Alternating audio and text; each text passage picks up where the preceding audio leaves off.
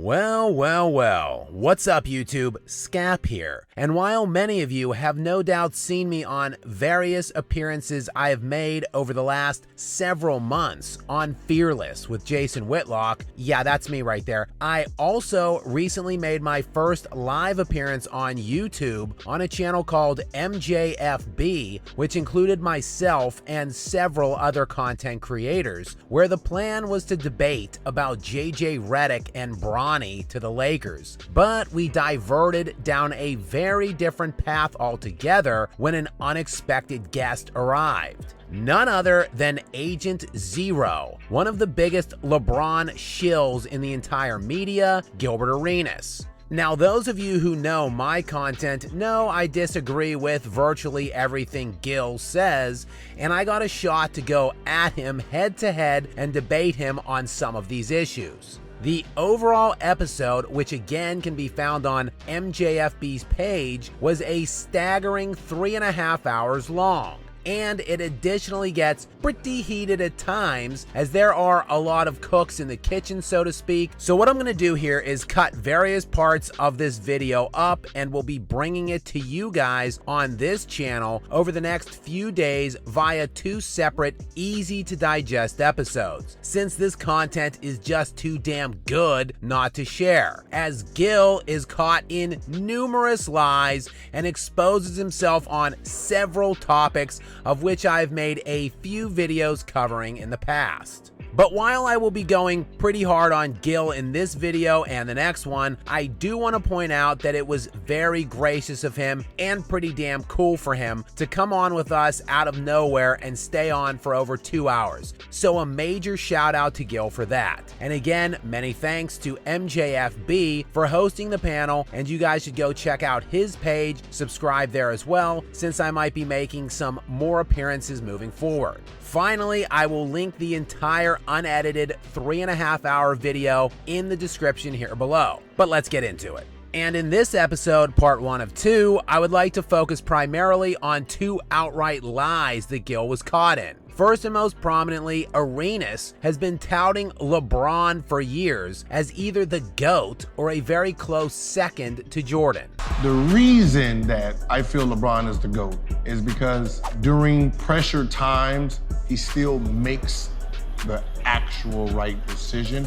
But when he joined the panel, I asked him to define what the GOAT is to him and who he feels most completely checks all of those boxes. I guess a good question, Gilbert, is how do you define, I know you have a take on who the GOAT is, so to speak. So I think this is an important, clarification to make.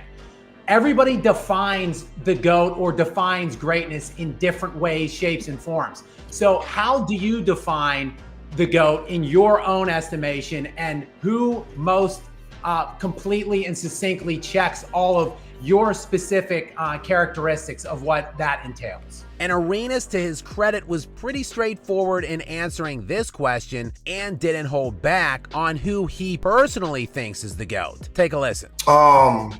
The way they dominated the game, offensively, defensively, how they played the game, the fear factor.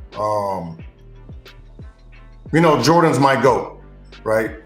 Just like, most of everybody. Gil would then go on to clarify the very salient point that there is absolutely nothing LeBron could do to pass Jordan, and now this is the important part, that this isn't even a remotely close conversation.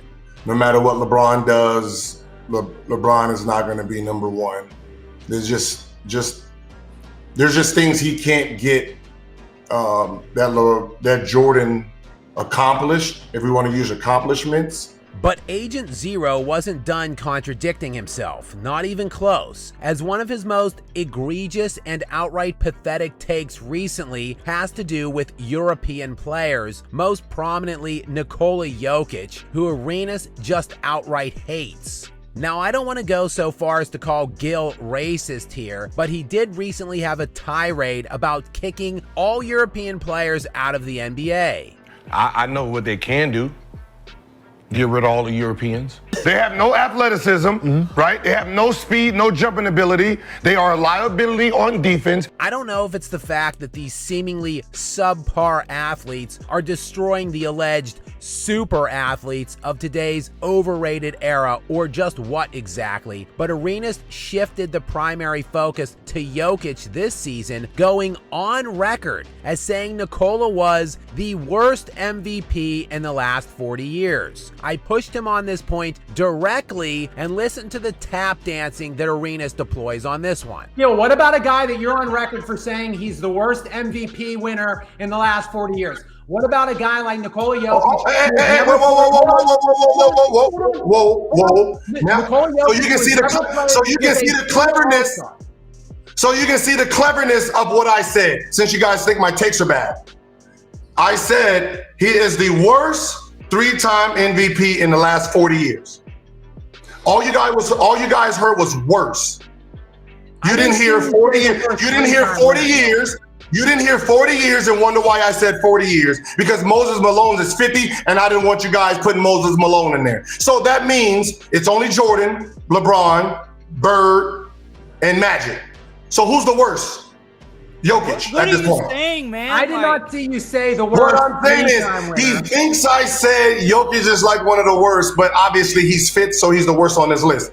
It's just a clever way of clickbaiting people that I know have short attention spans. That's all. I really do respect Gil, and I'm thankful for him coming on and taking the time with us, but this is an outright lie. That is absolutely and unequivocally not what he said. Gil said the worst MVP of the last 40 years. Here is the entire unedited comment. Jokic is probably statistically, when it comes to overall game, the worst MVP winner. He is the worst MVP winner in the last 40 years. There were no qualifiers there, and certainly no mention of the worst 3-time winner. And to put a bow on this outright lie, Gil made those comments to Shannon Sharpe on April 4th of this year. The final MVP vote wasn't released until May 8th. What?